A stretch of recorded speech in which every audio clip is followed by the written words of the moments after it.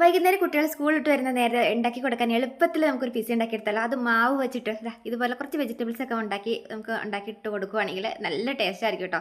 അപ്പോൾ അതിനായിട്ട് ഞാൻ എടുത്തേക്കുന്നത് 1.5 ഗ്ലാസ് മൈദമാവും ഇതുപോലെ ഒരു നുള്ളുപ്പും ഒരു തുള്ളി സോഡാപ്പൊടിയും കൂടെ ഇട്ടിട്ട് ഒരു മുട്ട ഇതുപോലെ ഒന്ന് കുത്തി പൊട്ടിച്ചൊഴിച്ചിട്ട് ആവശ്യത്തിന് വെള്ളം കൂടെ ഒഴിച്ചിട്ട് ഇതുപോലെ നല്ല രീതിയിലൊന്ന് മാവ് കലക്കിയെടുത്ത് മാറ്റി വയ്ക്കാം കേട്ടോ. ഇനി നമുക്ക് അതുപോലെ ഒരു ക്യാരറ്റ് ചെറുതായിട്ടൊന്ന് ചീമ്പിയെടുക്കാം. പിന്നെ ഒരു ഹാഫ് തക്കാളിയും എരിവ് കുറഞ്ഞ പച്ചമുളക്, ക്യാപ്സിക്കം ഉണ്ടെങ്കിൽ നിങ്ങൾക്ക് ക്യാപ്സിക്കം എടുക്കാം, ഇല്ലാന്ന് വെച്ചാൽ കുഴപ്പമില്ല. പിന്നെ ഒരു ചെറിയൊരു ഹാഫ് സവാള കൂടി അരിഞ്ഞ് മാറ്റി വയ്ക്കാം കേട്ടോ.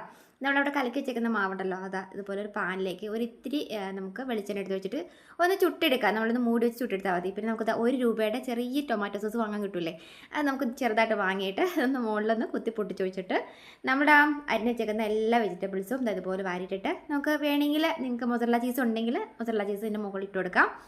പിന്നെ ഒരു നുള്ള കുരുമുളക് പൊടി കൂടി ഇട്ടിട്ട് അതുപോലെ മൂടി വെച്ചിട്ട് ഒരു 5-10 മിനിറ്റ് നേരം തുറന്ന് നോക്കിക്കോ.